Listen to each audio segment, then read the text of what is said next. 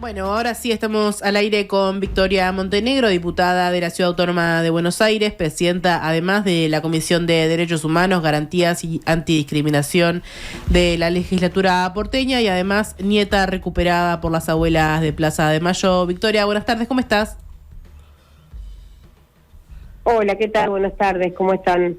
Muchas gracias por estar acá con nosotros en La Rosca, bienvenida. Bueno, de este lado Agustina, Jerónimo y Celina. La idea nuestra era poder hablar hoy de la realidad política argentina, sobre todo con el tema de la semana, que es sin duda la represión del miércoles pasado. Queríamos saber cómo te sentías al escuchar las declaraciones del presidente. Recién pasábamos el tape en el que, Javier Milei dice que los buenos son los de azul y los hijos de puta son los que vienen con la cara tapada. Sí, mira, la verdad es que estamos viviendo tiempos en la Argentina muy complejos y de un enorme retroceso en materia de derechos humanos y desde una violencia ejercida por parte del Estado que hace mucho tiempo, muchas décadas no se veía en nuestro país. Entonces esto es muy parecido a los momentos más oscuros de la historia, salvando las diferencias en determinadas prácticas, ¿no? No es solo lo que dijo el presidente o lo que dijo la ministra de Seguridad, sino una realidad que es que en este momento, desde el día miércoles a la tarde, hay un fotógrafo, periodista, Pablo Grillo, que se está debatiendo entre la vida y la muerte, ¿no? Ingresó con lesiones gravísimas en su cráneo, consecuencia de la represión salvaje, criminal de las fuerzas de seguridad, la gendarmería, la policía. Nosotros estuvimos presentes en la plaza. Pablo estaba muy cerca de donde estábamos nosotros con un grupo de compañeros y compañeras. La represión fue totalmente desmedida. Ellos intentaron despejar toda la plaza, porque de hecho comienza antes del horario de convocatoria, cuando ya había mucha gente y antes de que el grueso de la gente se acerque a la plaza, que es el horario de las 5, en lo que la mayoría sale de trabajar y puede acercarse a la plaza. Cuando estaban llegando te diría columnas, pero no eran columnas porque era mucha gente, diferentes grupos de personas, de los clubes, de fútbol, de algunos sindicatos, de espacios políticos, y mucha gente que fue a solidarizarse con los jubilados. Empezó esta represión que, como te comentaba, fue tremendamente brutal y criminal, ¿no? A Pablo le tiran a matar, no fue un accidente, no, tiraron a matar. Y ahora, de hecho, antes de lo que ustedes veían en las redes sociales, que uno de los comunicadores del presidente promete nuevamente la eliminación del enemigo interno, ¿no? Que no debe quedar nada, de nosotros. Sí, claro. Entonces, por supuesto, con mucha preocupación y también con una enorme responsabilidad de generar organización para proteger a nuestro pueblo y hacer respetar la democracia. Estamos en un momento en el que el discurso de odio y la violencia está instalado, está amparado y está fomentado. La izquierda, ¿cómo reacciona ante esto? ¿El odio se silencia con más odio o cómo se piensa reaccionar? Estamos en un momento, desde hace tiempo ya los discursos de odio vienen creciendo. El rol de las redes sociales es muy importante en ese sentido, ¿no? Como los algoritmos van potenciando esos discursos de odio y sobre todo tienen mucha capacidad para penetrar en las generaciones más jóvenes, ¿no? La izquierda, el peronismo, todos los que resistimos al gobierno de Milei, primero tenemos que, por eso te planteaba, ¿no? Tenemos el desafío de resolver o de encauzar esta pelea desde la política, ¿no? Porque claramente hay un gobierno que solo piensa en redoblar no solo la represión, porque lo que se vio, por supuesto, fueron estas imágenes que son las que trascienden del accionar de las fuerzas de seguridad. Pero lo que sucedió, digamos, esta represión, es la respuesta a un reclamo genuino de un sector, de uno de los tantísimos sectores que está siendo brutalmente vulnerado en su derecho por este gobierno. Los adultos mayores que ya no perciben los aumentos que tenían antes, que ya no pueden acceder a su medicación, que padecen esta realidad que hoy nos golpea. Pero también este gobierno está cercenando áreas del Estado Nacional que eran elementales para el acompañamiento de aquellas personas que tenían tratamientos oncológicos, enfermedades poco frecuentes, enfermedades terminales, insulinodependientes, los tratamientos de HIV, digo, no, en términos de salud también es brutal el recorte y la crueldad con la que se llevan adelante esos recortes. Y además, cuando uno de salud, en materia de los derechos sociales, en materia de las políticas para las personas con discapacidad, el tema del abordaje integral de las infancias, el tema del acompañamiento a las mujeres víctimas de violencia, el tema de la presencia del Estado, también acompañando al colectivo de la diversidad. Digo, no es un área, son todas las áreas, salvo la que fortalece la política de la bicicleta financiera. Entonces, lo que vos ves es, a veces algunos dicen esto se parece a los 90, no, esto no tiene nada que ver con los 90, algo quizás que tiene de novia la misma novia o amante del expresidente Menem, pero después en términos económicos y políticos esto se parece a la última dictadura cívico-militar. Es exactamente el mismo modelo económico de país, es exactamente la misma crueldad con las políticas sociales y con las políticas de cara al desarrollo y al cuidado del pueblo.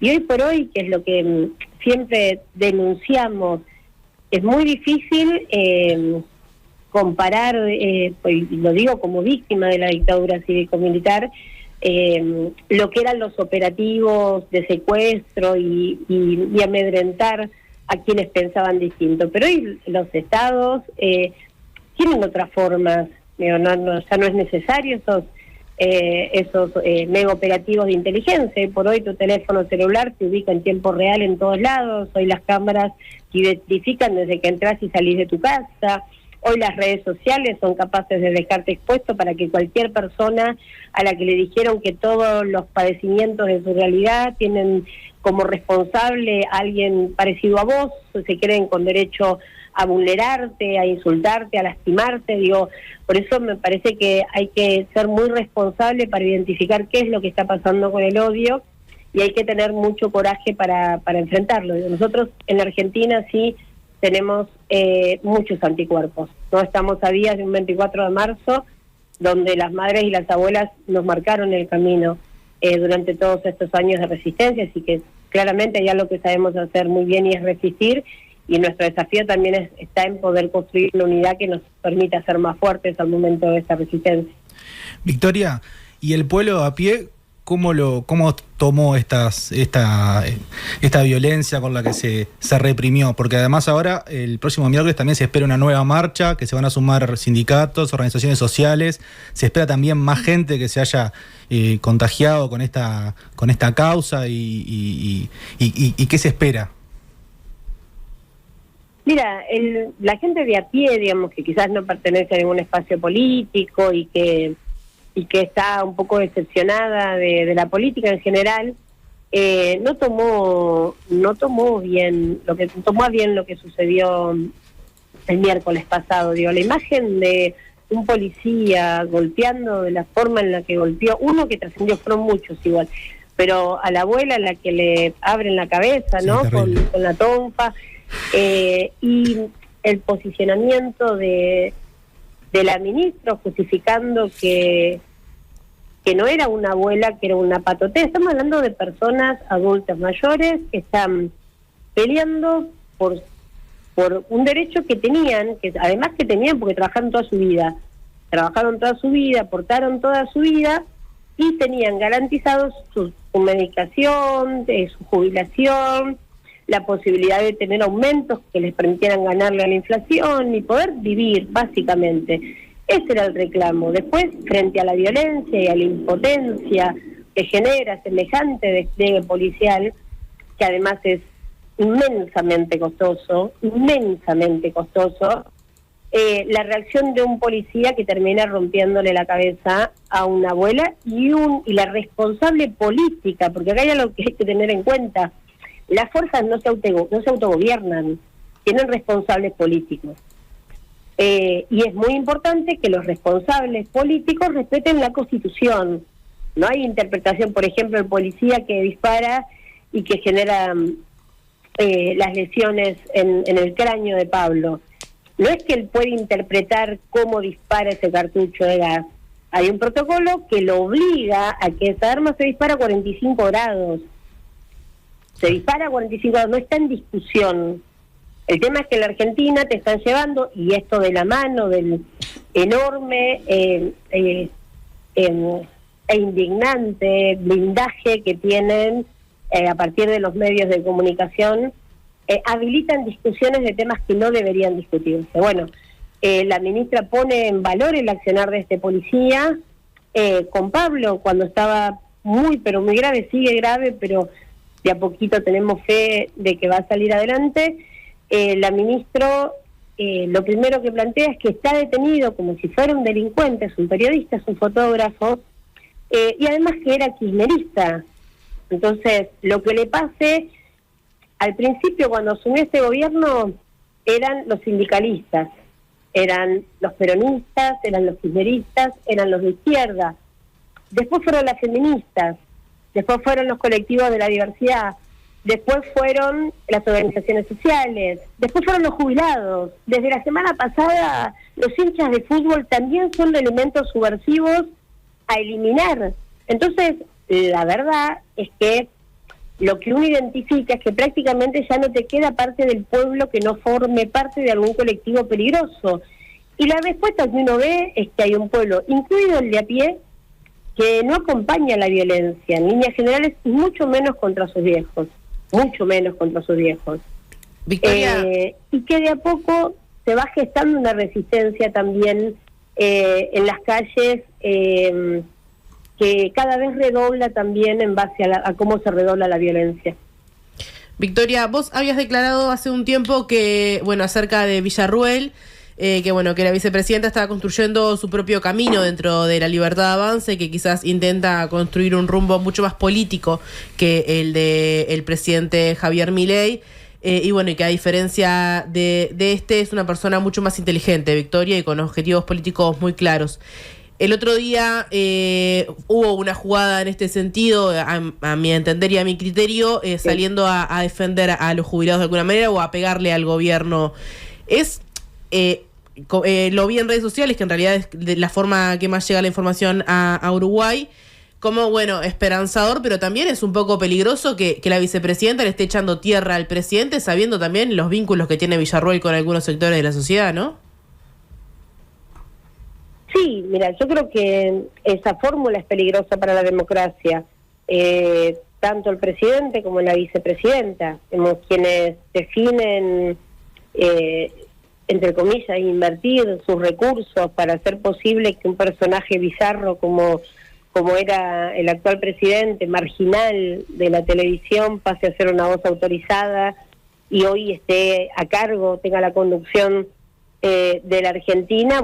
Claramente es consecuencia de que hay intereses detrás muy poderosos que definieron poner al frente de la Argentina una persona que yo creo que en cualquier peritaje sería inimputable, ¿no? Porque nadie que tenga un mínimo de criterio y que tenga responsabilidades institucionales, te guste o no te guste, son las que asumen bajo juramento, se jactaría de acelerar con más fuerza en una curva. Te puede salir bien una vez, te puede salir bien dos veces. En algún momento, si vos acelerás en las curvas, vas a tener un solo destino, ¿no? Que es estrellarte. No sí, hay claro. Otra forma. Más tarde, más temprano, eso va a suceder. Creo que Victoria también es parte, claramente, del mismo proyecto político, pero que tiene otras formas y otras terminales y otros objetivos también. ¿Y cuáles son esos objetivos? Igualmente peligrosa. No, y poder reescribir la historia de la Argentina y borrar lo que tiene que ver con el proceso de memoria, verdad y justicia, instalar nuevamente la teoría de los dos demonios, borrar además en ese trabajo el rol que tuvieron los medios concentrados de poder, las grandes empresas en la Argentina desapareciendo sus propios trabajadores, y principalmente, y en lo económico, que en definitiva es lo que más les importa, es el mismo proyecto político, solo que tiene un plan A y un plan B. El plan A está acelerando demasiado en las curvas, y eso es evidente. Entendemos que en las últimas represiones, particularmente en la última represión, hay algo de este gobierno que se está volviendo insostenible. Hay reclamos que son urgentes y que no van a cesar por más violencia que se pueda ejercer. Digo, si uno necesita, te pongo los casos más concretos, son los que trabajamos todos los días, ¿no? Uh-huh. Si vos tenés una persona insulino dependiente que no puede acceder a su medicación porque el Estado Nacional se corrió de poder garantizar eso, va a seguir necesitando esa medicación todos los días, va a pelear todos los días para vivir. Este es el pueblo argentino, este es un pueblo que lucha, este es un pueblo que pelea, este no es un pueblo que se subordina, que se calla.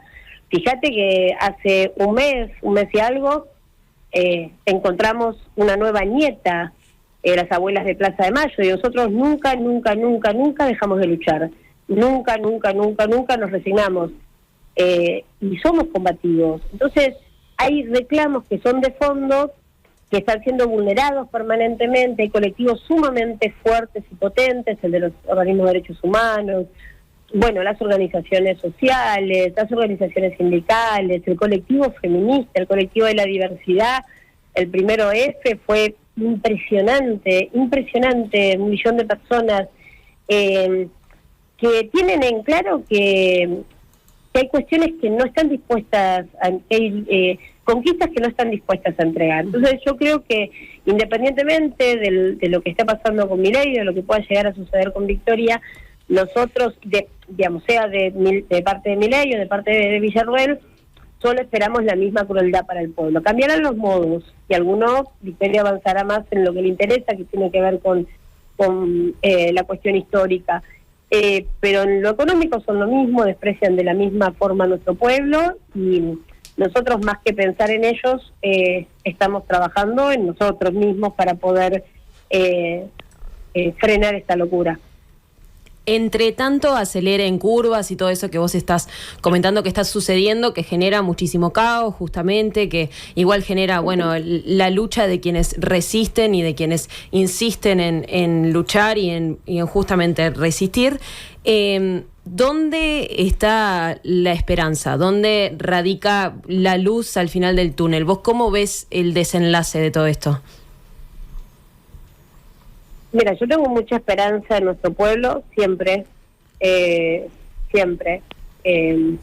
Y también nosotros tenemos enormes compañeros y compañeras capaces de poner luz sobre esto, ¿no? En mi caso particular, yo creo, y lo que uno ve desde el primer momento, cuando suma Milei, muchos especularon, ¿no? Había que esperar a ver si no era tan así, a ver si en realidad era un personaje, pero que en definitiva quizás cedía, y no, efectivamente desde el primer día, antes de asumir, de hecho, el presidente Milei antes de asumir estuvo alojado en un hotel 5 estrellas que le puso uno de los empresarios más importantes de la Argentina, y demostró que no solo es adicto a la casta, es un enamorado de la casta, ¿no? Y desde el primer día toda su política fue para destruir al Estado argentino, para destruirlo. Y el único, al menos lo que uno puede identificar, el que se puso al frente de la resistencia desde el primer día y no especuló nunca, y lo enfrenta y también sufre las consecuencias, ¿no? Con la quita de dinero que les corresponde y con lo que significa gobernar la provincia más importante y más grande de la Argentina, como es la provincia de Buenos Aires.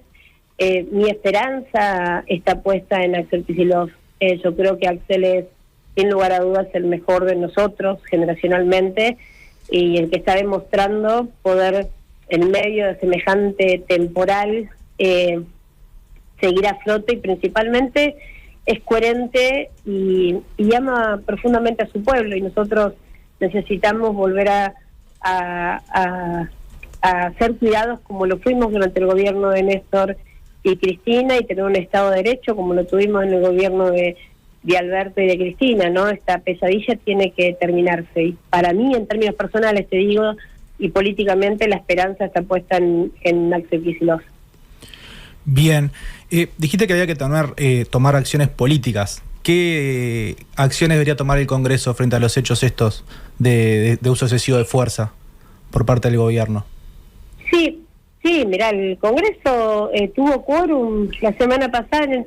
Eso es lo que pasa en Argentina también, que en el medio de tantas cuestiones todas tan complejas, algunas pasan casi desapercibidas, ¿no? La semana pasada todo este abuso de poder, todos estos decretos, todo este avasallamiento a la Constitución y a los derechos del pueblo se dan porque el presidente tiene superpoderes.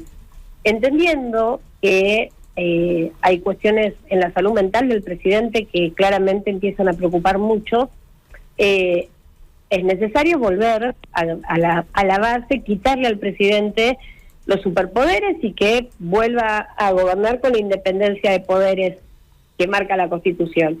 El quórum se había reunido, se había juntado un quórum para poder quitarle al presidente los superpoderes. Y no sé si la verdad que no sé si llegó, porque tampoco tenemos ya a la red Telam para acercar los informes periodísticos, pero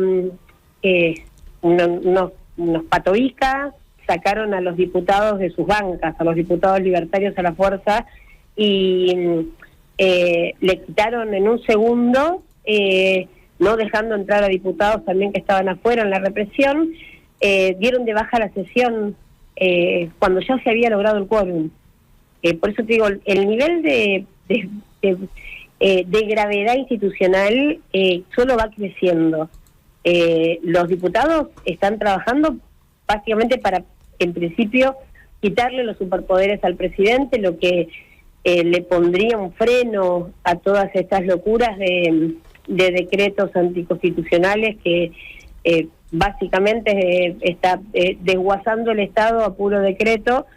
Y bueno, y en eso se está trabajando, ¿no? Por supuesto hay infinidad de pedidos de informe, pronunciamientos, presentaciones que hicimos en la justicia. Ahora yo te digo algo, salvando honrosas excepciones, gran parte de toda esta catástrofe que hoy nos toca vivir tiene como responsable principal al Poder Judicial. Ustedes no se olviden que en nuestro país hace poco tiempo quisieron matar a la vicepresidenta de la Nación y la justicia no mueve un dedo. Entonces el odio no llegó de un día para el otro, el odio se gestó, el odio se financió, el odio ejecutó el intento de asesinato a la vicepresidenta, el odio sigue y vive en los tribunales, el odio proscribió a Cristina Fernández de Kirchner, y el Poder Judicial hoy tiene una enorme responsabilidad sobre toda esta vulneración de derechos. Parece que han quemado la Constitución y no, salvando honrosas excepciones de los cuales te sobran, los veo de la mano, te diría, es vergonzoso el Poder Judicial de la Argentina. Victoria, para ir cerrando, en un año electoral como este en la Argentina, ¿cómo se piensa la oposición, más allá del liderazgo de Axel Kicillof y de lo que eso significaba para ustedes? Y bueno, ¿cuál es la estrategia de cara a una crisis como la que está en la Argentina de la actual oposición? Y la unidad. Nosotros trabajamos siempre por la unidad, porque además sabemos que si estamos unidos, el peronismo, si está unido, es invencible. Fíjense que Macri pidió en su momento el préstamo más grande al Fondo Monetario Internacional de la historia de nuestro país solo para financiar su campaña, y nosotros logramos la victoria a puro corazón, pero unidos.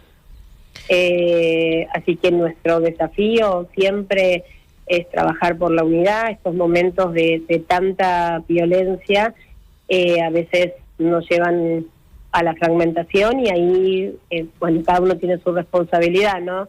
En mi caso, siempre intento aprender del lugar del que vengo, además, que son los organismos de derechos humanos, las abuelas de Plaza de Mayo, y mi militancia política, territorial, y lo único que importa es lo que la política puede hacer por su pueblo. Así que nosotros tenemos el desafío de trabajar por la unidad y ponerle un freno a esta locura para construir la esperanza que en nuestro caso está muy clara. Y en esto de la unidad y de la no fragmentación, para no ser vencidos, ¿hubo algún proceso de autocrítica o creen que tuvo algo que ver esta fragmentación con que, bueno, en 2023 fueron vencidos justamente? No sé si pasa por la autocrítica. Obviamente hay ámbitos donde uno discute, y creo que hay cuestiones que realmente no se pudieron identificar, ¿no? En primer lugar, la pandemia. Nosotros no hablamos de la pandemia, nadie habla de la pandemia. Hay una necesidad de olvidarse de que eso sucedió. Pero hubo una pandemia que lo cambió todo. El surgimiento de Milei y su eslogan de libertad, también hay que entenderlo dentro de ese contexto, ¿no? Donde las personas todos estábamos encerrados, sintiéndonos más vulnerables que nunca, sin entender lo que pasaba, y a partir de eso, lo que significaron las redes sociales también en esa nueva forma de generar comunidad y personajes que venían a proponer libertad, ¿no? Entonces me parece que hay algo que nosotros sí subestimamos, que tenía que ver con otras formas de comunicarnos, y después que no se pudo construir en nuestro gobierno porque asumió Alberto inmediatamente, a los 2 meses explota la pandemia, 3 meses, poder construir o fortalecer un músculo que permitiera que esa alianza que habíamos hecho pudiera honrar lo que había sido nuestra promesa, nuestro pacto con nuestro pueblo, que obviamente iba a estar condicionado por lo que significó la pandemia, por la deuda que habíamos heredado de Mauricio Macri, pero también, digamos, algunas cuestiones nuestras, quizás más internas, que generaron mucha confusión y mucha desilusión, por parte de nuestro pueblo. Yo no creo que el pueblo argentino, en líneas generales, hoy digamos que el pueblo argentino, que la mayor parte de nuestro pueblo odie o aplique en su vida toda la violencia del presidente Milei. Nuestro pueblo es un pueblo luchador, y pudo haberse sentido decepcionado, y por eso es importante honrar el pacto que nosotros tenemos con los nuestros. Así que no sé si es una cuestión solo de autocrítica, siempre hay muchísimas cuestiones para cambiar. Sí me parece una cuestión que uno la ve más clara que nunca hoy, ¿no? Nosotros pensamos que era tan grande, era tan enorme el trabajo, por ejemplo, en materia de derechos humanos, ¿no? Los juicios, los espacios, las políticas de Estado, los programas educativos, en materia de derechos humanos, y pensar que todo eso era irreversible, ¿no? El movimiento feminista argentino es una maravilla, ¿no? Uno ve y somos millones, y de repente las jóvenes, las adolescentes, todas con su pañuelo defendiendo la lucha, y bueno, mirá dónde estamos, ¿no? Entonces, sí, la claridad de que ninguna conquista es irreversible, que los derechos se defienden todos los días. Bueno, muchas gracias por este tiempo, Victoria Montenegro, diputada de la Ciudad Autónoma de Buenos Aires. Te mandamos un abrazo. Abrazo enorme, Victoria, muchas gracias. A ustedes. Y bueno, y nosotros nos vamos a la tanda y volvemos con mucho más. Muy bien. Muy bien.